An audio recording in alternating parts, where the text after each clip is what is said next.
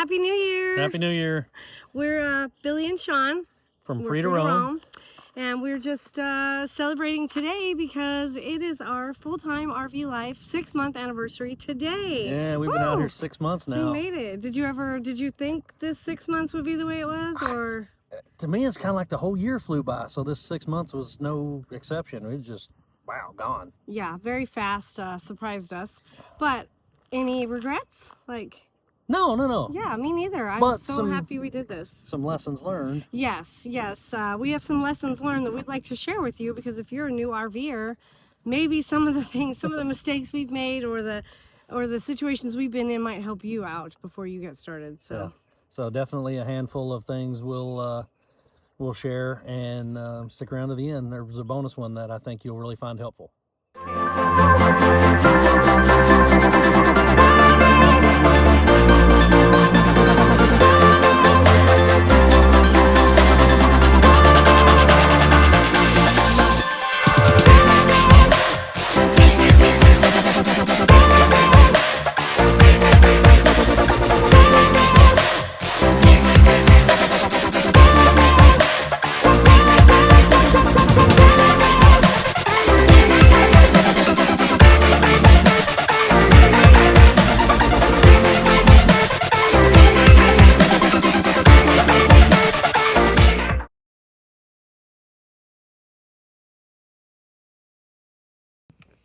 Six months ago, our youngest son graduated from high school, and Sean and I became empty nesters.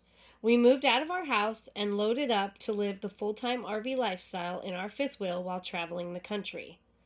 While this journey has been amazing so far, we have definitely learned some lessons along the way. Well, after 6 months of full-time RV life, we have definitely enjoyed ourselves, but we've also made some mistakes. So. Yeah. We'd like to share our mistakes with you guys, and kind of, maybe not mistakes necessarily, but just lessons learned, things that we wish we would have done better. I think our number one is slow down. Being in the military for 20 plus years, I feel like we had limited time off from work, so we were always in a hurry to get somewhere. We'd have to get to our family so that we could spend more time with them. Yeah, we only had a certain amount of leave. It's very hard to break that habit of, when you hit the road, just go, go, go, go as fast as you can. So there were times that we ended up driving longer into the day than we had planned to. So Sean does our driving, so of course it exhausted him, and it tires you out and it stresses you out, and it's just not worth it. We chose this lifestyle for the purpose of slowing down. So slow down, stick to your plan. If you plan to drive 300 miles a day, don't go 600 miles that day just because you want to get somewhere faster. That would be the one thing, our first one that I think we... Yeah, number one, don't get in a hurry. Slow down, enjoy it. You got into this lifestyle for a reason, and remember that reason, and don't try to do everything like the first day, week, month. And it was a habit for us of trying to get somewhere quickly, because we're kind of like, we believe that once you hit the road, you're there to get somewhere, so go. So we need to change that, and we're doing much better. We're working on that, so yep. I think we'll be better at that the next 6 months. So the next one I think that we can think of is, I'm embarrassed to say we've done it more than once, and we really should have learned our lesson the first time, but finding a spot when you're boondocking. This is more specifically when you're boondocking. Yeah, we do a lot of boondocking. Yeah, so finding a spot after dark, or pulling into a boondocking location and trying to find a place on Friday. We had a video that's out there. I'll put it up there for you to look at. But we had to get into a very, very sketchy place with our fifth wheel, because we chose based on our schedule. We hadn't specifically been to before. We knew the area a little bit, but not enough that we knew exactly where we were going. We just kind of had a vague idea. And of course, when you get there on Friday afternoon, your vague idea was someone else's plan, and so that spot's not there. And so then we were looking in late afternoon as sunset was rapidly coming upon us for a place to get our 40 plus foot big rig. It was a very sketchy spot we had to get into. But so, just have a plan, and have a backup plan, I guess, as I would say, because you never know what's going to happen. You never know if somebody's going to be in your spot or something like that.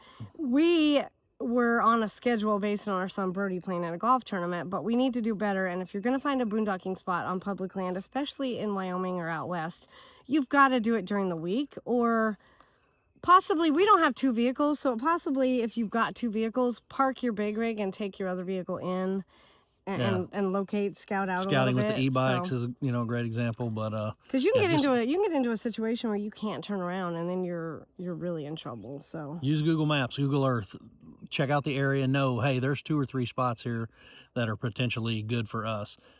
The funny thing is, the one spot we had picked out for that night, on Google Earth from above, it looked perfect until you get there, and then you realize that would have had to driven over like this 4-foot hump, you know, that had kind of washed out. And a sharp curve too. And it just wasn't happening. So, but yeah, that's lesson learned. We're gonna do better with that next time. So okay. To go along with that last tip we gave you of finding a boondocking location earlier in the week or earlier in the day is, when you get in a situation like this, and it happened to us, you know, we've been married 30 years next month, but we still have times where we get on each other's nerves or we snap at each other. And this particular day, it was a tricky, sketchy location to get into, and we were both anxious, so that caused us to stress and fight. You know, that causes other mistakes. When you're snipping at each other or you're stressed out about where you're parking, you're gonna forget a step in your checklist, and that's very dangerous. So if you're stressed out when you're parking, take a minute, calm down, regroup.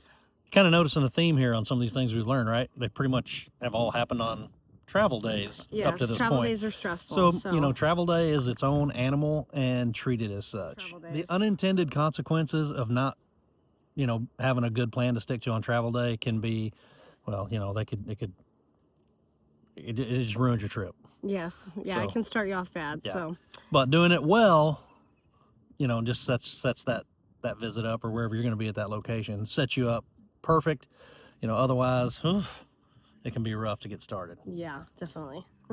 Okay, so to go along with the fact that stressful travel days can lead to mistakes is a pretty big mistake that I made, honestly. We had scouted a location for weeks and weeks and weeks, and we thought it looked perfect.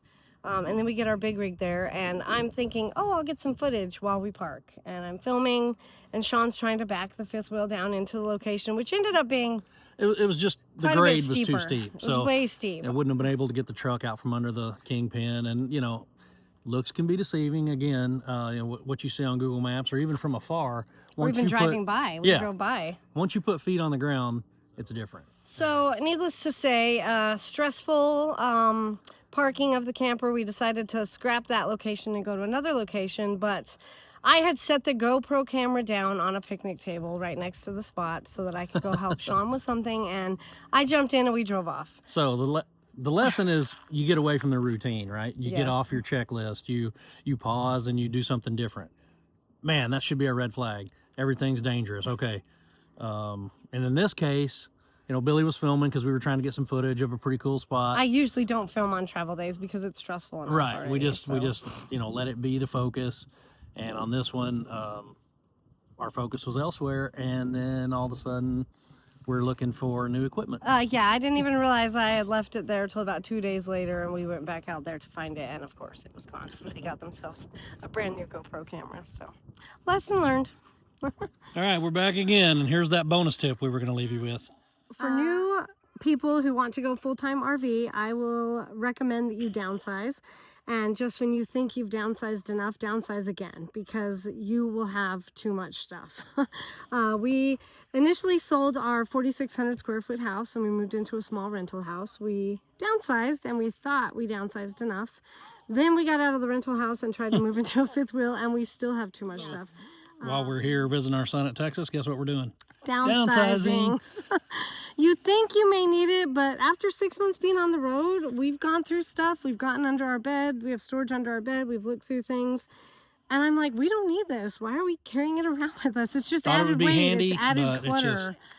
Yeah. Personally, when I declutter, I feel good. I feel like it's a weight lifted off my shoulders. And so I continuously declutter. We go through our closet probably every couple weeks and get stuff out. We try to make a rule that if anything comes into the RV, we need to get rid of something first. So, you know, stick to that. Downsize as much as you can. I know when you first go out there on the road, you think you need all this stuff. Oh yeah, you want to be prepared. You want to not be the person that, crap, I wish I had that, or I need to ask somebody for something. Yeah.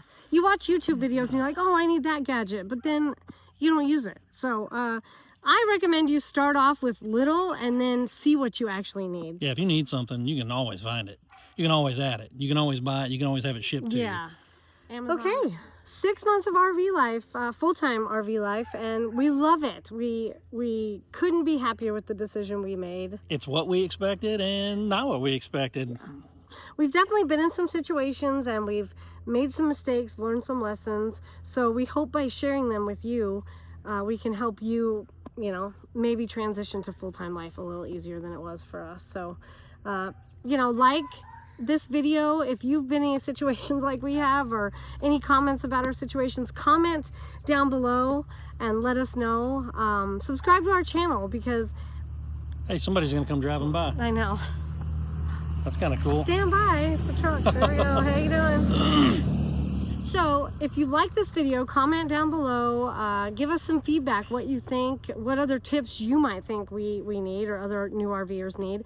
Yeah. Also, subscribe to our channel because this may help other new RVers answer some of their questions or concerns. So that's where we found a lot of our answers, and yes, we're just, you know, sharing what we've learned. So next video will be more of our travels. So follow along, and we look forward to sharing this journey with you guys. So see you soon.